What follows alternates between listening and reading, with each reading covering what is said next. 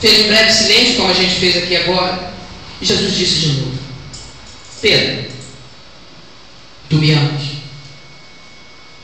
Aí Pedro de novo: Senhor, eu te amo. Cuide das minhas ovelhas.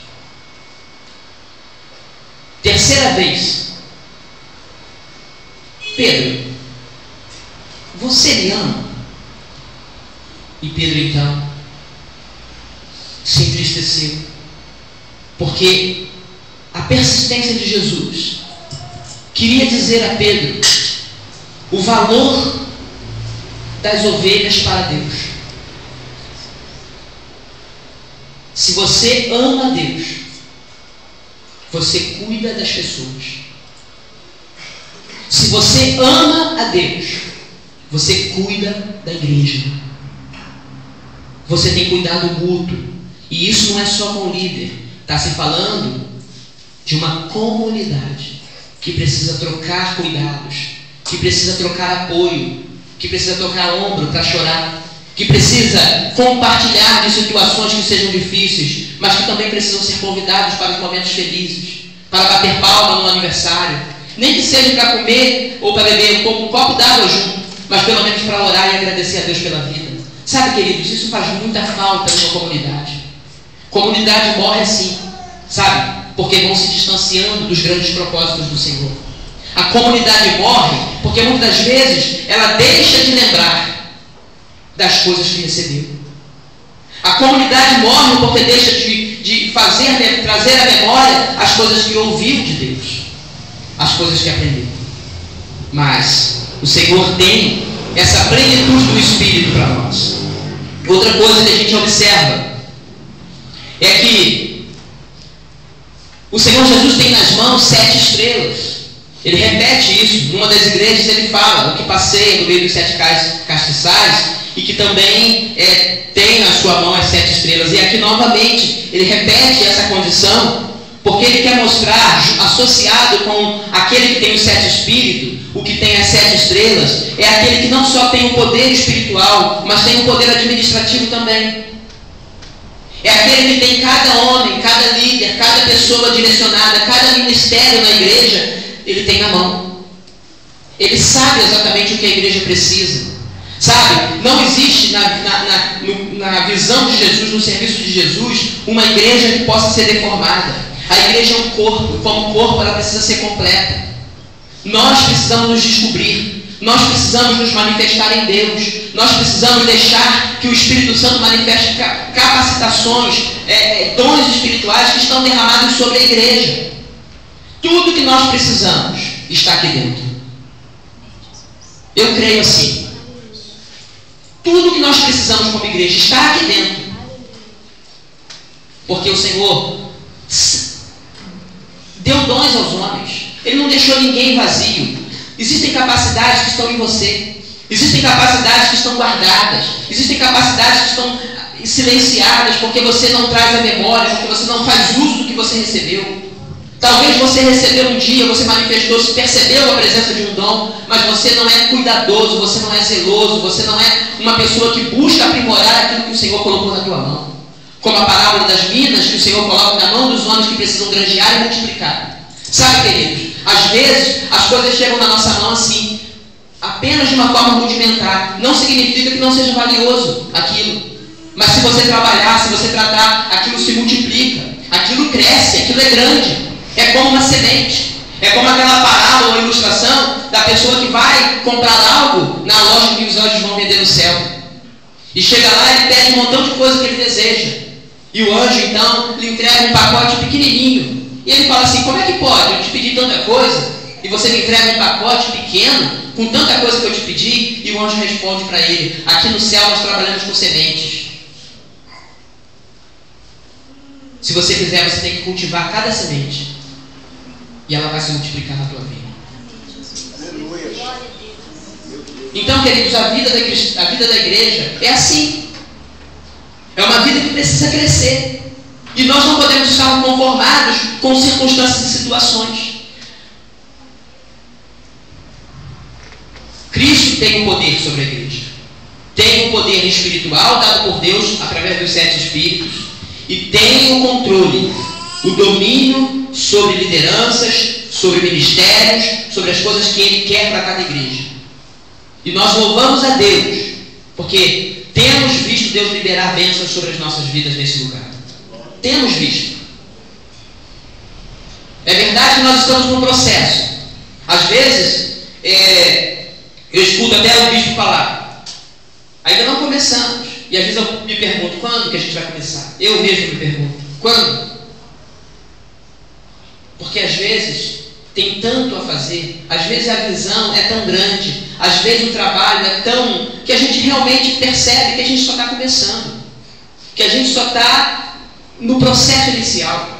Mas se cada um se colocar hoje como servo de Deus, debaixo dessa palavra que o Senhor coloca, em que o Senhor não quer te ver morto, que o Senhor não quer te ver inerte, sem sinais vitais, o Senhor quer ver a vida dele se manifestando em você. Então, se você se levantar com esse propósito nesta manhã, essa igreja, a partir de hoje, será mais forte. Com certeza. Porque não sou eu que faço a força da igreja. Não é o bispo que faz a força da igreja. Não é o pastor Roldão, nem a pastora Márcia, nem os diáconos que fazem a força da igreja. A igreja é forte, porque ela é uma soma de todas as forças que estão em nós. Ela é uma soma daquilo que Deus distribuiu nas nossas vidas. E se nós nos ajuntarmos, se nós cooperarmos mutuamente uns com os outros, então a igreja se manifestará com a força que ela precisa se manifestar para a glória do nosso Deus. Amém?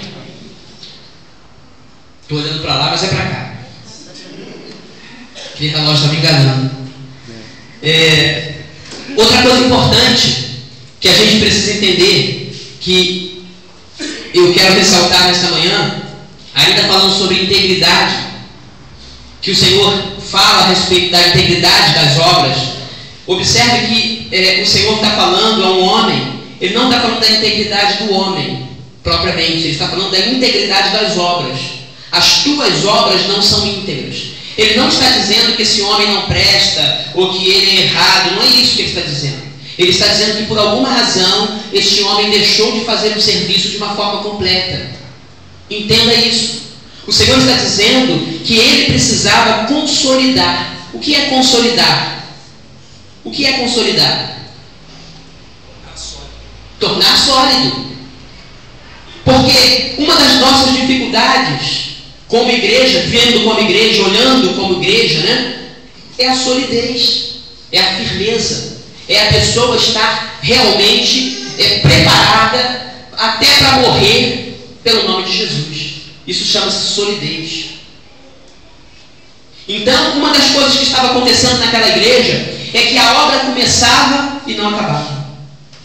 Pessoas eram iniciadas no Evangelho, mas não eram confirmadas no Evangelho. Sabe, pessoas recebiam a palavra de salvação, aceitavam a Jesus, mas ficavam ali, sem manifestar um dom espiritual, sem ser um instrumento nas mãos de Deus. Aí vai, aí trabalha, compra, come, vem para o culto, canta, vai para casa, come, dorme, e não sente que a sua vida frutifica a grande presença do Espírito de Deus nela. Sabe, consolidar aqui era colocar ele na condição de enfrentar a morte se necessário.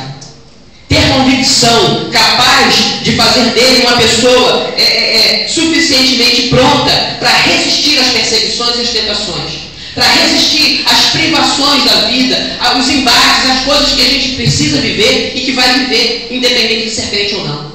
Sabe que às vezes a gente pensa que ser crente vai nos livrar das provas e das lutas. Não. Ser crente nos faz vencedores. É o que João diz. Nós somos vencedores. Sabe? E é o que a palavra do Apocalipse diz do começo ao fim. Quem vencer vai herdar. Quem for até o fim é vitorioso, porque não ficou no caminho, porque não cedeu às pressões. Quem foi até o fim venceu. Você está disposto nesta manhã a ir até o fim? Ou você já está desanimando, já está desistindo?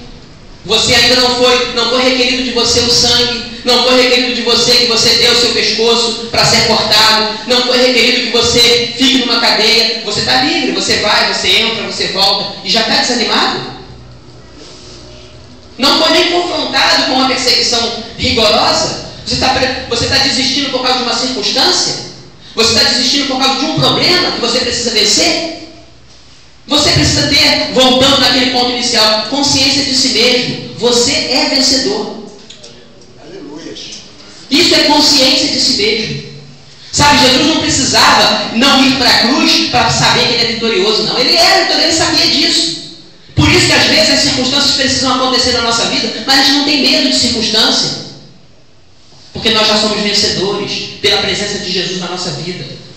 Nós já somos vencedores porque os 7 espíritos que Jesus tem está conosco. Porque Ele é a cabeça da igreja. Sabe, porque Ele derrama sobre nós sabedoria, entendimento, fortaleza, conselho, conhecimento e temor de Deus. Ele derrama essas coisas sobre nós. E nós precisamos viver isso. Outra coisa que eu quero compartilhar com você é lembrar do que ouviu. Para a gente poder passar o fechamento desta palavra nesta manhã. Lembra-te, pois, do que tens recebido e ouvido, guarda-o e arrepende-te. Na obra de Deus, não existe meio termo a respeito de ensinamento de Deus. Ou você aprende tudo, a metade não te é importante. A metade, sabe, é igual esposa, você não divide, é sua. Por isso que a igreja é retratada como uma esposa. Porque tem coisas que você não divide, tem coisas que você não compartilha. Deus não quer você dividido. Deus não quer uma parte de você e a outra parte não. Por isso o ensinamento das coisas de Deus precisa ser completo. Você precisa saber aquilo que você tem no Evangelho do começo ao fim.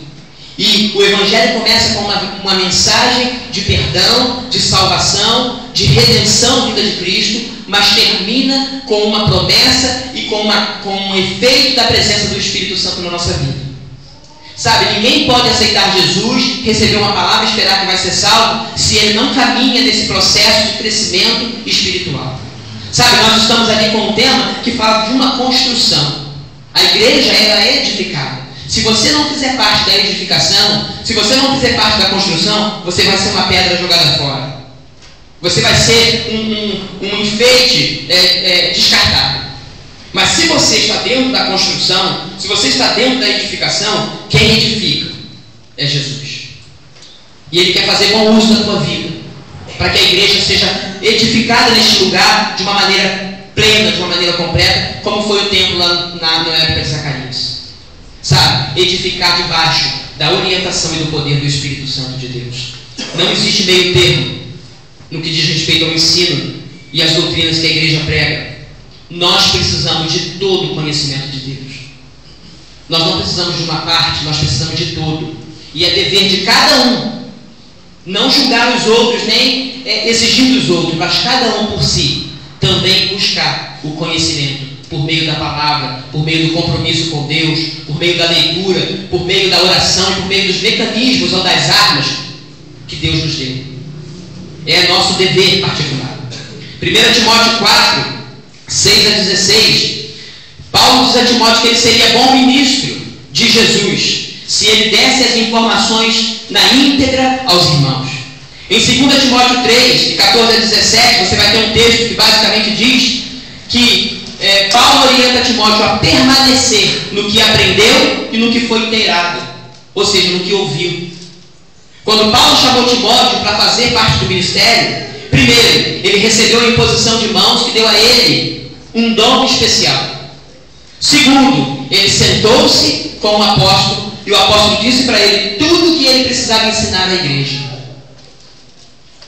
Então Paulo está dizendo a ele: permanece no que você aprendeu e no que você foi inteirado.